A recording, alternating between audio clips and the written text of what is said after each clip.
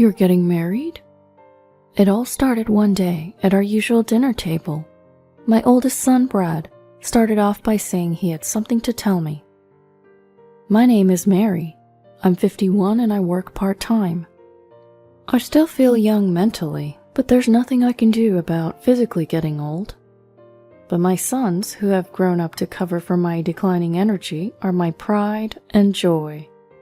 Brad, my eldest of 3 sons, has decided to get married. I knew he had a girlfriend, but it's finally happening. So Brad is getting married, huh? That means you're getting old, honey. Well, I guess no beer for you tonight, then? Just kidding. I ignored my husband's stupid joke and looked at my son's face. The other 2 are away in college, so the only one living at home is Brad, who's now working. He's matured a lot in his 3rd year of work. Since deciding to get married, he seems even more manly and dependable than ever before. Tonight, we will toast in celebration. After my husband tearfully apologizes to me, saying, I'm sorry, you're forever young and beautiful. I granted him a single bottle of beer. According to my son, they are at the stage of discussing things like checking out wedding venues and deciding on a ring. The actual date is still up in the air. First, he said he wanted to bring his fiancée over to meet us. Marriage is a significant milestone in life, after all. I want them to have a wonderful ceremony. I know the stars of the show are my son and his wife-to-be, but I'm feeling a bit excited. Maybe I'll even get a new dress. My husband is going on about how beautiful I was in my bridal gown. Maybe I'll treat him to some more snacks. Then the weekend came. My son's future wife arrived. Hello, I'm Alice. I was surprised at the casual greeting, but I guess that's just how young people are these days. Alice was a part-time employee at my son's favorite cafe. She was smitten with my son, and after a determined pursuit, they started dating. As the conversations came to a pause, my husband turned to me and said, Ah, yes. I nodded back at him. We have something important to tell you, Alice. The 3 of us, my husband, myself, and our son, had discussed this and decided to tell her. The truth is, Brad isn't our biological son. Alice's eyes widened in surprise at these words. It must be a shock. He's my nephew. Brad is my brother and his wife's only child. But they passed away in an accident when he was very young, so we adopted him. But he's like a son to us. We consider him our eldest. Please, take good care of our son. As my husband and I smiled, she fell silent. Perhaps she was struggling to respond. Well, let's leave the heavy stuff there. So, when and what kind of ceremony are you thinking? My husband ended the somber topic with a cheerful smile and switched to a brighter topic. I would like to wear a traditional white wedding dress if possible. As she said this, she looked at my son's face. My son smiled brightly and nodded. Oh, that sounds wonderful. It's a once-in-a-lifetime event, so it needs to be perfect for the bride, I said, at which point Alice pulled a strange face. For a moment, I thought she was glaring at me. Was it my imagination? Before I could ponder further, her face had already returned to its usual expression. And what about you, Brad? What kind of wedding do you want? No, we don't need your opinion. Alice immediately responded when my husband tried to engage our son in the wedding talk. What? The 3 of us were surprised and looked at Alice, who seemed puzzled by our reactions, as if she couldn't comprehend what was wrong with her statement. But you said it yourself, didn't you, Auntie, that it needs to be perfect for the bride? The groom is just a bonus. I'll have it my way. Her radiant smile left Brad speechless, and I was taken aback by her calling me Auntie. But surely Brad's wishes should be considered too. No worries, leave everything to me, and it'll be the best wedding ever. Just make sure you work hard and contribute the funds, Brad. Her unstoppable energy and audacity left us all speechless. What a remarkable girl. And all I could do was nod in agreement. A few days later, we had a meeting with both families at a nice restaurant. This time my husband's mother was present too. She wasn't able to join us last time because she was at an adult daycare center. She was excited to meet her grandson's fiancée, and despite using a cane, she was quite energetic. Sorry for the delay. Traffic was a nightmare. Alice talked in a really casual way even though we had only met once. I noticed our parents in the background.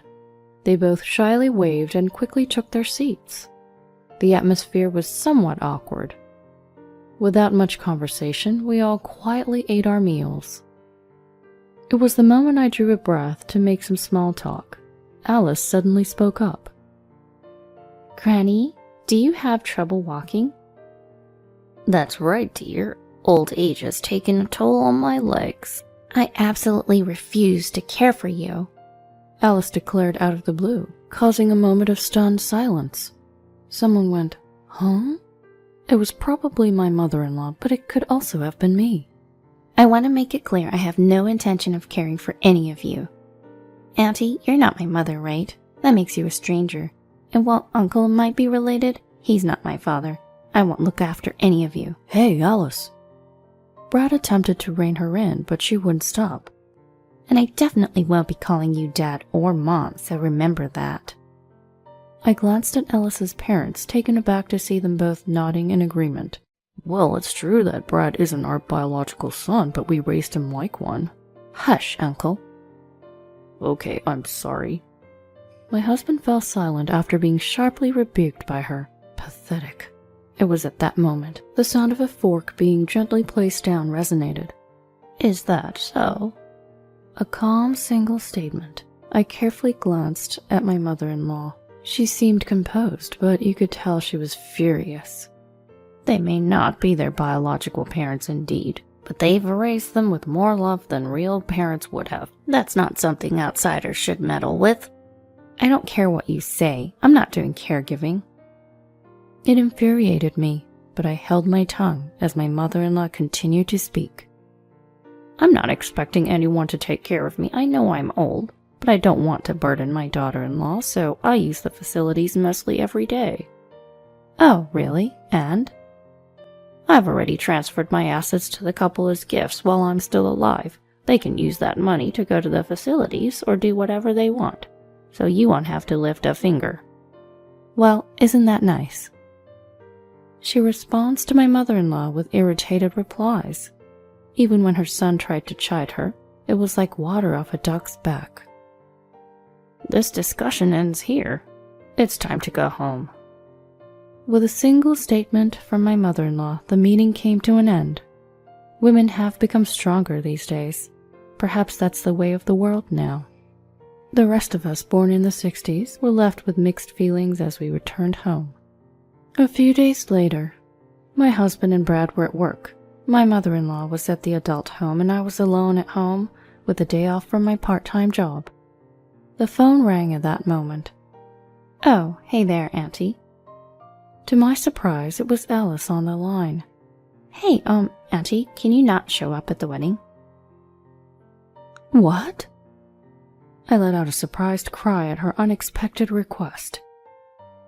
You're not Brad's real parent. You're technically his aunt, but you don't have any blood relation, so you're essentially a stranger.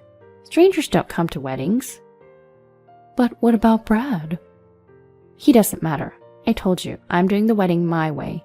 At the ceremony, I'll be preparing a letter to his deceased parents. That'll surely move everyone. That's not how it works. Brad's biological parents were indeed important to him, but he wanted us, his parents, to be at the ceremony. He told us that he thinks of us as his real parents, which brought tears to our eyes before. If you really want to attend, you'll have to be super generous with your gift. You received an inheritance from your mom, right? So $10,000 is the bare minimum. If that's the case, I might let you sit in the far corner of the relative seats. How could you say such a thing? If you don't like it, fine. Don't come to the wedding. Oh, but you still have to give a gift. Wire transfer or registered mail is fine. Bye. She hung up the phone as if she had said everything she needed to say. It was like a whirlwind of a phone call. That night, Brad was going to be late due to overtime, and my husband was out for drinks. It was just me and my mother-in-law at home. A quiet strategy meeting time. Alice seems to dislike me. That's a problem. My mother-in-law sighed at my words. Let's make her like us then. Simple and clear. If we're disliked, we'll make ourselves liked. And so my mother-in-law and I stayed up late into the night hatching various plans. The sight of us grinning in satisfaction, saying, "Perfect, let's do this," made my husband, who had just come home, dumbfounded, but that's another story. Here to collect some cash. The next day at lunch, when I called Alice and told her we had something to give her, she came right away. Does she think every gift is cash? Shaking my head, I pulled out something. What's this? It's a cupcake I made, said my mother-in-law with a smile. I heard that you don't have grandparents. Try some of this. It's a super traditional one. I don't want it. Don't be shy. Here you go. No, I'm good. After a back and forth between Alice and my mother-in-law shoved the treat into Alice's mouth. My mother-in-law's assertiveness is definitely her strength. Whoa, that's gross. Why is this so salty? Alice shouted, quickly gulping down the iced tea we served. Salty? That's odd. It shouldn't be. Perhaps you confused the sugar with salt. I also took a bite and grimaced. We had left everything to my mother-in-law, apart from the preparations and cleanup. But who could have predicted such a basic blunder? The cupcake plan had failed. But that's all right. Let's move on to the next plan. I have a gift for you. Wedding money? A gift card? Nope. What I handed her was a slightly larger paper bag. Looking at it, it was clear it didn't contain money, causing a frown to crease Alice's forehead. What's this? It's a dress. I hope you like it. It's gross. This isn't my taste at all. I would rather have money. Money! When she's this blunt about wanting money, it makes you not want to give it to her. I seriously thought about the dress that looked good in her. Not having a daughter, I'm not really familiar with the fashion trends for young women these days. I had consulted with the store clerk, but it seemed like it wasn't successful. It's a real blow. And another failed plan. It feels like we didn't get closer, but rather things got even worse. That's enough. I don't want anything else. Just give me the cash. A cash gift is what represents the spirit of celebration. Don't you want to celebrate your son? Of course I do. Then I'll give it to my son. The wife should manage the husband's money. That's only natural. Just hurry up and hand it over, old woman. So this is her true nature, I thought, feeling saddened. Is my son really going to marry her? Who are you calling an old woman? I'm still spry. You're an old woman just by saying spry. Actually, you're a granny. Alice was saying whatever she wanted. As I wondered what to do, I was suddenly surprised by a voice saying, "I'm home." Brad, wait, what happened at work? Alice started to panic. She was probably worried about being overheard. We went bankrupt. Huh? Did your father do something? Alice's misunderstanding echoed throughout the room, followed only by silence. Bankrupt. The company. It's gone under. Bankrupt? Gone under what? It wasn't just Alice that was surprised. My mother-in-law and I were both taken aback. Alice grabbed my son's slumped shoulders and started shaking him. What does bankrupt mean? Jobless? Penniless? What are we going to do about the wedding? I'm sorry, it'll have to wait. Releasing her grip from my son, who answered listlessly, Alice stood dumbfounded, and then she cried out. Then how am I supposed to pay the damages? Now it was my mother-in-law and I who were taken aback at these words. My son being jobless was one thing, but I couldn't keep up with what was happening anymore. Damages? Ah, never mind. Just give me the gift money quickly. Seems she no longer cared if my son was present. She held out her hand to me. My mother-in-law addressed her. Alice, could you give us an explanation? Shut up. Just give me the money. Alice. Shut up. It's you who needs to shut up, young lady. Explain yourself. Was this my mother-in-law's true colors?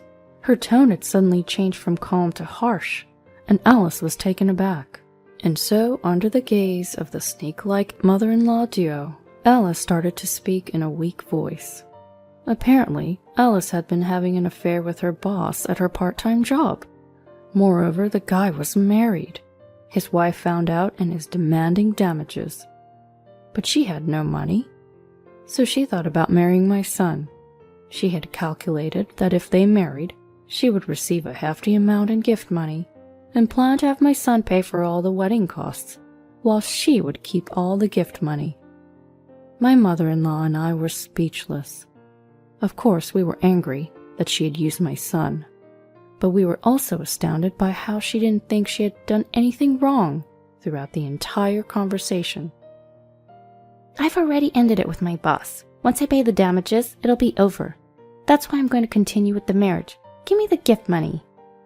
It's a good thing the truth came out before the wedding, but I didn't know what to say to her.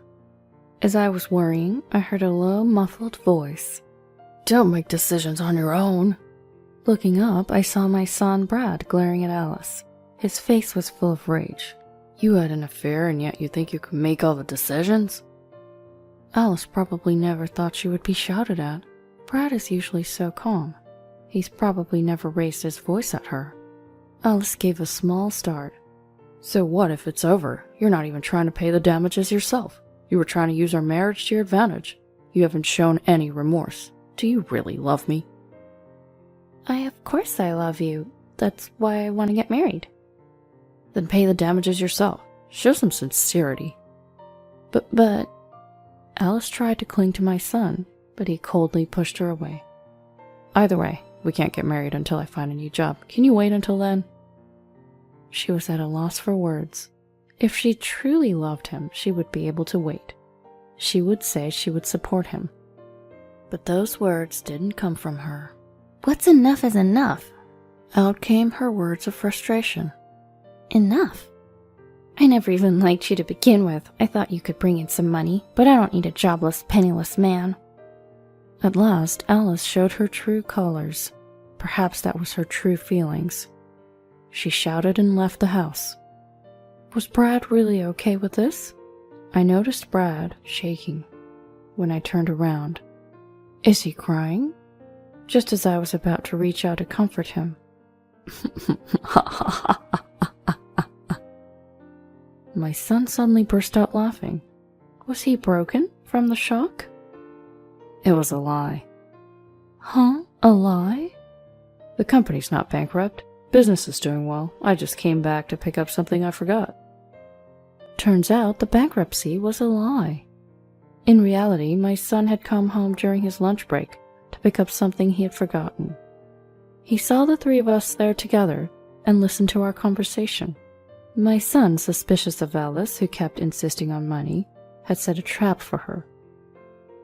I'd heard that when a lover becomes jobless and penniless, their true nature shows. I wanted to test it. And the result was damning, to say the least.